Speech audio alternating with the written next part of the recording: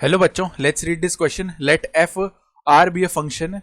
We say that f has property 1 if limit h tends to 0, fh minus f0 upon root of mod h exists and is finite, and property 2 if limit h tends to 0, fh minus f0 upon h square exists and is finite, then which of the following options is or are correct? तो हमें चारों options में से बताना है कि कौन सा करेक्ट है. स्टार्ट कर लेते हैं हमारे की कॉन्सेप्ट से. की कॉन्सेप्ट देखो क्या हो जाएगा.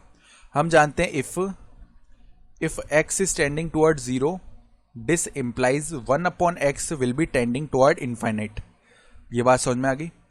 तो अब ध्यान से देखो, पहले ऑप्शन बोला है F x is equal to sine x has property 2, तो हम साइन एक्स के लिए केवल प्रॉपर्टी 2 ही टेस्ट करेंगे. ठीक है, तो देखो फॉर साइन एक्स अगर हम बोल दें, देखो लिमिट h इज, चलो डायरेक्टली इसको l बोलते हैं, तो l is equal to limit h is tending toward 0, property 2 ही टेस्ट कर रहे हैं. तो f ऑफ h, क्योंकि f x हमने क्या बोल दिया है, for f x is equal to लिख रहे हैं इधर. ठीक है, तो for f x is equal to sine x, तो f ऑफ h हो जाएगा साइन h माइनस में f ऑफ 0, साइन 0 का वैल्यू 0 ही होता है, अपॉन में कितना है, h स्क्वायर है. ये बात समझ में आ गई. तो अब एक स्टैंडर्ड लिमिट जानते हैं कि limit theta tends to 0 sine theta upon theta, इसका वैल्यू 1 होता है. लेकिन ये यहाँ पे थोड़ा ही काम देगी. देखो कैसे, limit h is tending toward 0, यहाँ पे इसको हमने ऐसे अलग अलग कर लिया, साइन h अपॉन में h मल्टीप्लाई में 1 अपॉन h. तो साइन h अपॉन h ये तो 1 की तरफ टेंड कर रहा है, लेकिन 1 अपॉन h जो है, क्योंकि h टेंड कर रहा है किसकी तरफ, 0 की तरफ. ठीक है, तो उस केस में ये जो 1 अपॉन h है ना, ये किसकी तरफ टेंड करेगा, इनफाइनाइट की तरफ. तो ये हमारे पास क्या आएगी, इनफाइनाइट लिमिट. ठीक है, इनफाइनाइट टाइप वैल्यू आएगी. तो ये इनफाइनाइट टाइप वैल्यू आई, इसका मतलब कोई फाइनाइट नहीं आ रहा ना. प्रॉपर्टी 2 में तो बोला हुआ है एंड इज फाइनाइट, एग्जिस्ट कर रही है और फाइनाइट है, तो ये तो गलत हो गया, यानी प्रॉपर्टी 2 में फॉलो नहीं कर रहा है. ऑप्शन ए गलत हो गया है. फिर ऑप्शन बी पे आते हैं. For f x is equal to क्या आ रहा है, x raise to power 2 upon 3. ठीक है, तो इसको देखो कैसे लिखा जा सकता है. इसको ऐसे लिख सकते हैं, एक्स स्क्वायर उसकी पावर 1 अपॉन 3.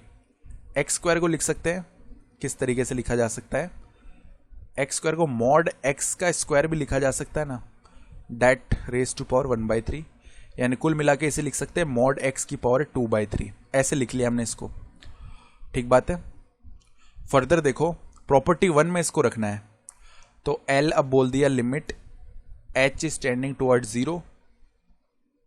ठीक है, और f ऑफ h, यानी f ऑफ h हमने रख दिया mod of h raise to power 2 upon 3, minus में f ऑफ 0, यानी इसका वैल्यू तो 0 ही होगा, इसकी टेंशन नहीं है, माइनस 0 अपॉन में क्या है, मॉड h की पावर कितनी है, 1/2 है, तो इसकी पावर 1/2 है. ये बात समझ में आ गई.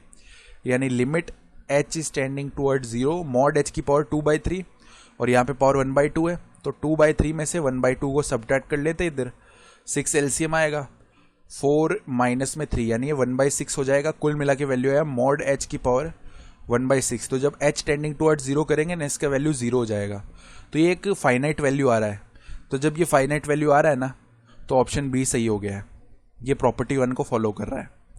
फिर ऑप्शन सी पे आ जाते हैं. बोल रहा है मॉड x की प्रॉपर्टी 1, तो देखो for f x is equal to mod x.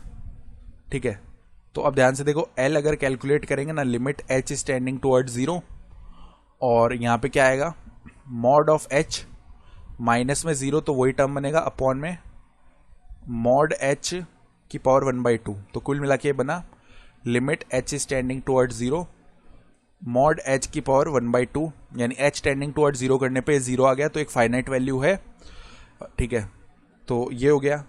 इसका मतलब क्या बोल सकते हैं कि ये जो हमारे पास है प्रॉपर्टी 1 को फॉलो कर रहा है. ऑप्शन सी भी सही हो गया है.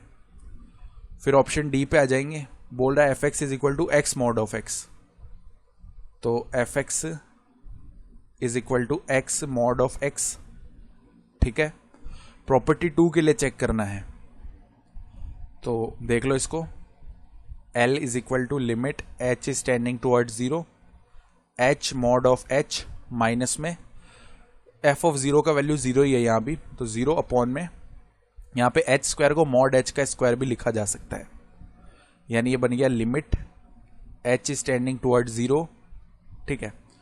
और यहाँ पे फर्दर इसको कैसे लिख सकते हैं, मॉड एच, या चलो एच अपॉन में मॉड एच, इसको ऐसे लिखा जा सकता है ना, ठीक है। अब जब एच इज टेंडिंग टुवर्ड 0 कर रहे होंगे ना, तो यहां से देखो इसका वैल्यू है ना, जब एच पॉजिटिव है तब तो 1 हो जाएगा, और जब मॉड के अंदर नेगेटिव है तो इसका वैल्यू -1 हो रहा है, यानी एक फाइनाइट वैल्यू नहीं आ रहा है इसका, ठीक है। 2 अलग अलग वैल्यूज आ रहे हैं, यानी केवल ऑप्शन बी और सी सही है, ठीक है। I hope you understood this explanation. Best of luck.